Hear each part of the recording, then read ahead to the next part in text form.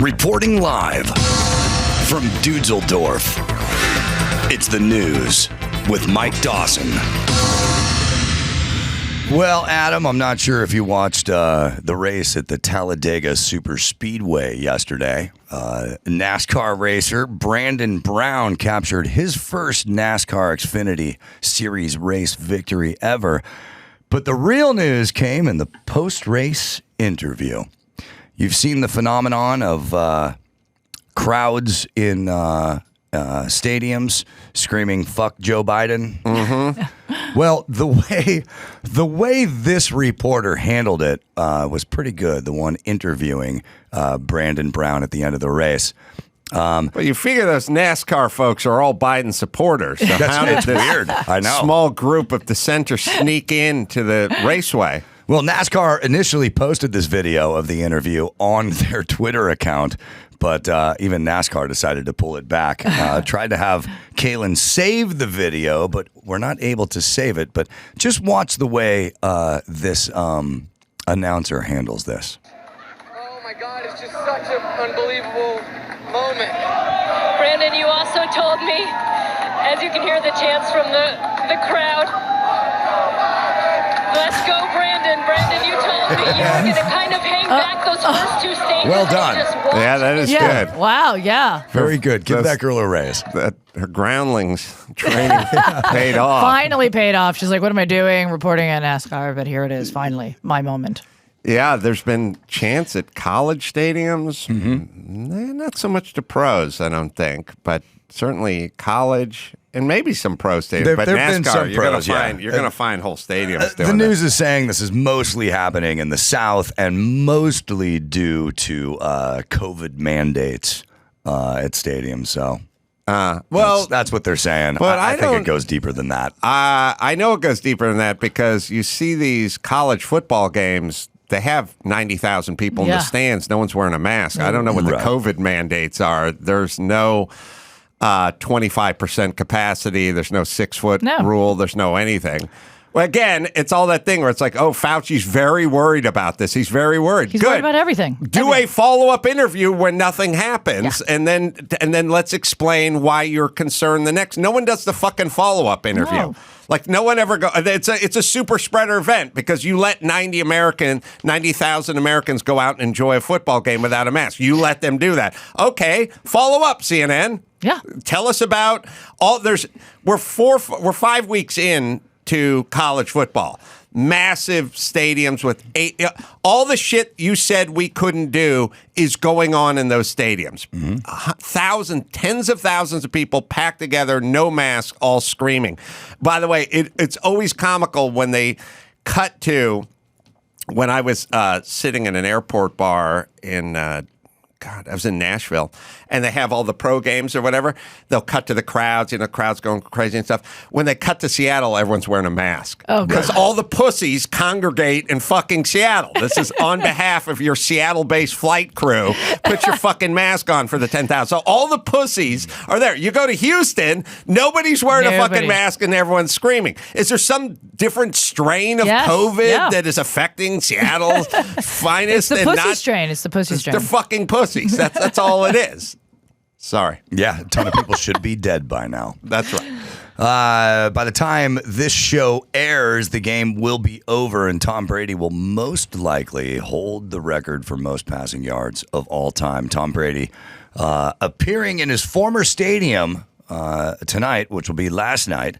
Tampa Bay Buccaneers took on the New England Patriots. Brady only needed 68 passing yards to pass Drew Brees. I'm sure he probably did it. But here's another interesting thing, and I tried to find out. There are a lot of records on the line for Tom Brady tonight. Hey, can I say this? When you're going to beat a record, first off, Tom Brady has amazing game and situational awareness. So he'll know when he gets to 57 yards or whatever that this next pass, whatever, that will forever... That'll go into the Hall of Fame, that pass, the image. It'll be played all the time for the next 40 years or beyond. And when someone beats your record, eventually it'll get played. If anyone ever beats it, fucking go up top. I don't want to see some check down to the back where the ball went 4 yards in the air and then the guy ran it for 12 and then we're going out and celebrating. There's nothing worse than a record-breaking run that's like 3 yards and the guy gets stuffed or whatever. Go fucking up top, Tom. Go down that field. If that record-breaking throw is a touchdown, that'll be it. There'll never be another quarterback that was ever born except for you. If that fucking pass, if that thing was a touchdown at Foxborough, it'll be fucking bedlam and insanity. So, or just fucking air it out, but don't do your little shovel pass or your check down or your screen pass where the running back runs. Here's the rule. You're going to win. You're going to set that record. I need the ball to travel a farther distance in the air than the back who catches the 4-yard pass and runs for 9 yards. I don't want to see it ran. I want that ball to travel in the air. Well, if Brady was able to get 350 passing yards, he would have the most all-time passing yards in a single stadium. I tried to find out who holds that record. I'm imagining it's a Dan Marino or a Joe Montana, but on the list of NFL records, I can't find it. But Brady played at Gillette Stadium from the year 2000 to 2019. As he goes back as an opposing team member, he can take that most all-time passing yards in a single stadium. Also, if and when the Bucs win the game, Tom Brady will join Drew Brees, Brett Favre, and Peyton Manning. Maybe Dan Fouts. No. Maybe. See, because the thing about Montana is he didn't rack up tons of yards. He was just super efficient and accurate and stuff, but he wasn't 300 plus like every week. He just won. It's like move the chains. You got to figure out someone who's been on the same team for a long time, right? Right. And who aired it out. And all I can think of is Dan Fouts off the top of my head. But Marino's not a bad call either. Well, if the Bucs do win the game, Brady will also be one of 4 quarterbacks, as the only quarterbacks in the NFL to beat all 32 NFL teams. Wow. Maybe Eli Manning. No one thinks of him as the great quarterback, but he's won 2 Super Bowls, and he played with the Giants for like 15 years. You know what I mean? He was on the, Peyton Manning is good, but he got traded. I mean, he went from one team to another team at some point. I'm going to go. I don't know if we can find it. I'll go Eli Manning. I think that's probably a good guess. Oh God, Celine Dion. All right. She slipped me a note that said Dan Pastorini, but I don't think he played that long for you. I'm going to stick with Marino. Okay. Let's see if we can solve this. Well, let's do a little local news here. Professor at UCLA is suing the school. He filed a lawsuit against the school after they put him on leave and allegedly threatened to fire him for not grading black students more leniently than their peers. This is all going to work out so perfectly. It's all going to work out perfectly. Are you serious? He wrote in an op-ed, recently I was suspended from my job for refusing to treat my black students as lesser than their non-black peers. The ordeal began in June of 2020, 8 days after George Floyd was killed in Minneapolis. A white student emailed him asking for a, quote, no harm final for black students, meaning low grades would not be counted in response to the, quote, unjust murders of Ahmaud Arbery, Breonna Taylor, and George Floyd. Klein described the proposal as, quote, deeply patronizing and offensive to black students. He said the email left him shocked. Then he responded to the student, and he said, are there any students that may be of mixed parentages, such as half black, half Asian? Got to adjust. Yes. What do you suggest I do with respect to them? A full concession or just half? He's fired, right? Also, do you have any idea? Not yet. Oh, he's not fired yet? Well, they're threatening to put him on leave. It doesn't seem Here's they've the whole actually thing. gone through with it.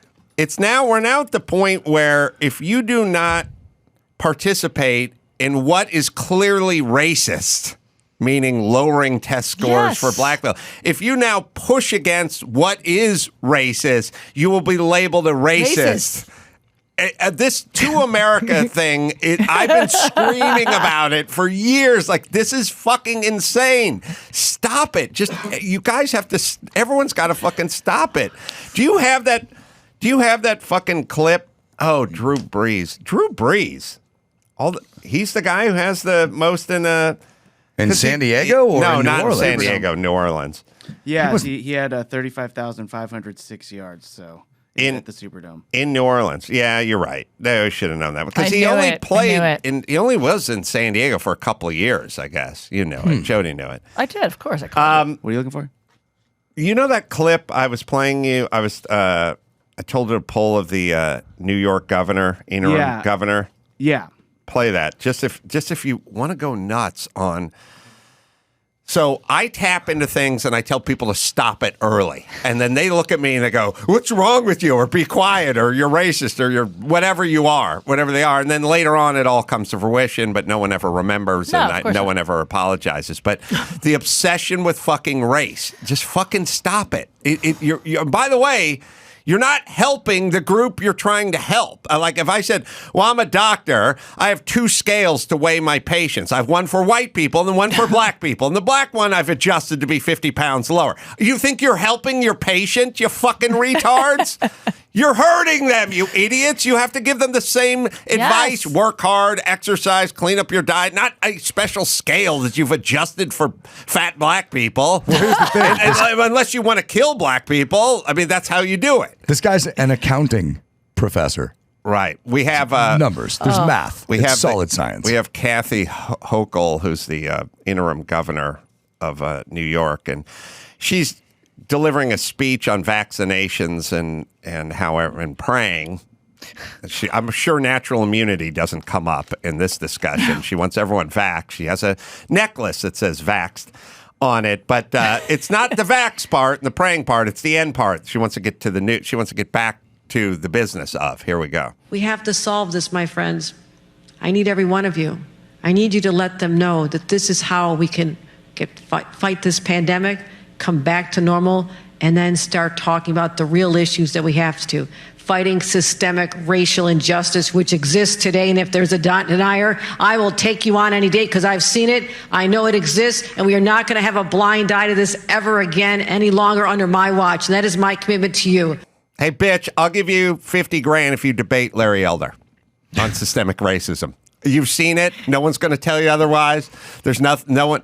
You'll take on anyone. Go take on Larry Elder. Go have a discussion with him about systemic racism. He will fucking bury you with statistics, and you will shut your fucking pie hole. You're not going to debate anyone. You've seen it. It's 2021. You're in New York. What are you talking about? Systemic? Who's in charge of the system? Then fucking fix the system. Yeah. Systemic racism. This is what we got rid of fucking Cuomo so this bloviating bitch could take her place and go right back into systemic racism. We got to, you understand, we have to conquer COVID so we can get back to racism, people. We've been off of racism for 15 minutes. We've taken 10 minutes away from discussing systemic racism. We got to get you all vaxxed up so we can get back to discussing systemic racism. She's the leader. She's running New York. If you're not vaxxed, you can't talk about it. You're not allowed to talk about it unless you're vaxxed. Let's all finish the vaxxing, then we'll get back to racism. What year is it? It's 2021. We had a black president for 2 terms, bitch. This is her. This is her leader. She's the leader. That's what she wants to do. Well, you'll like the way this story is How's going. it working? Gordon Klein also said, he said to the white student who asked for leniency for black students, he says, also, do you have any idea if students are from Minneapolis? I assume that they are probably especially devastated as well. I'm thinking that a white student from there might possibly be even more devastated by this, especially because some might think they're racist even if they're not. He was slammed by students as racist. 20,000 signatures came in. An example of one email. You are a typical bigoted, prejudiced, and racist, dirty, filthy, crooked, arrogant Jew motherfucker. Oh, by the way. Oh, he's a Jew? Jew. Oh, yeah, I don't agree with this dude at all. But here's... Dawson, you got to say when they're Jewish at the top. I agreed with most of the shit right this guy here. said. Well, here's the thing, though. Honestly. what are we supposed to do with the 19-year-olds who've been crate trained to think they live in a systemically racist world? These are rich kids on the campus of USC who've been fed this pablum, spoon-fed this fucking racist pablum their entire life. You know, my brain got to develop, and now all this retarded, governor speaking about systemic this, it doesn't penetrate my brain because my brain got to develop. What if I grew up in a vat of supposed racism? Like, what if these kids bathed in this? They grew up in this. So now they're all locked and loaded. And they don't even know they're being the racist anymore because they've been crate trained with racism. One of two things is going to happen. One, either the system collapses around them and bows to them, or the system completely crushes them, and then they go even further. Well, I think the system will bow to them because that seems to be the history.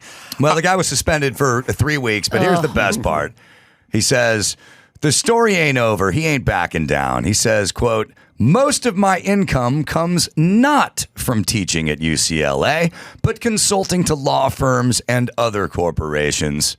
Until they mount a campaign to get him sort of taken off the rolls of once they start boycotting or writing letters to whatever firms he's consulting with, but that's always next. That's what this lawsuit is about, because some of these firms have dropped him as a consultant, and that cost him the lion's share of his income. If anyone wants to know why we're where we're at, it's not because of this cunt governor. It's not because of those pussy kids. It's all the people that cave immediately. They don't want to be associated. They don't even listen to it. They're like, we don't want any part of this. Cut it loose. Right.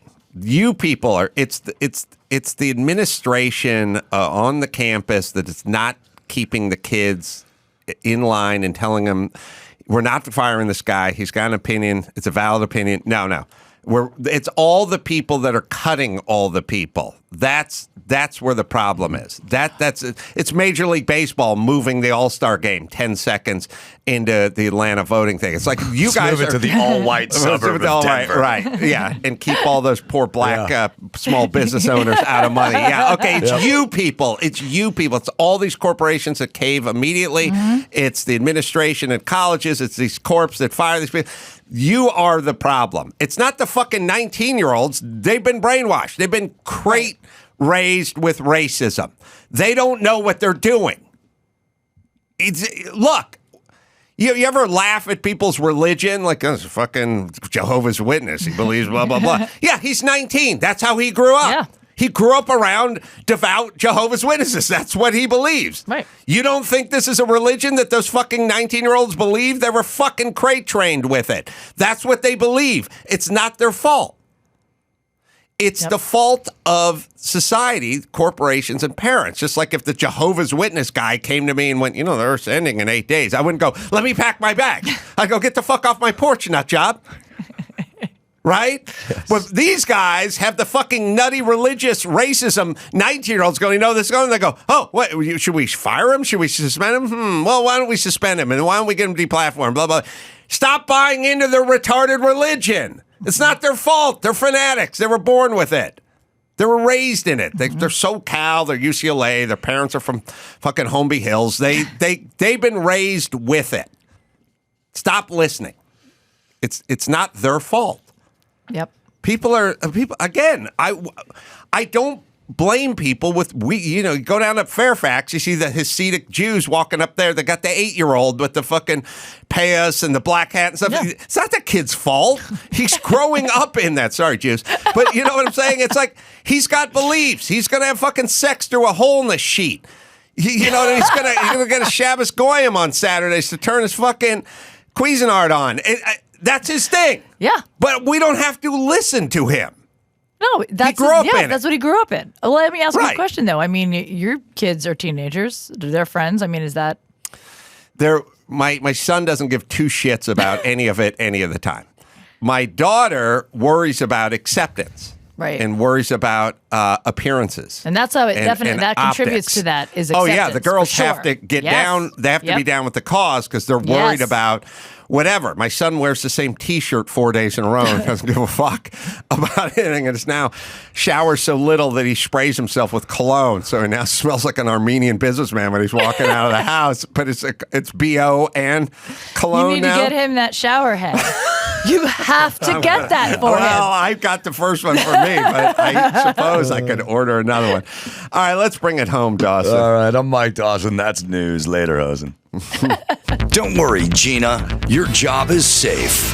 That was the news with Mike Dawson. All right, Keeps. There are only 2 FDA-approved medications to prevent hair loss. Keeps has both of them. Keeps. It's a simple, stress-free way to keep your hair convenient.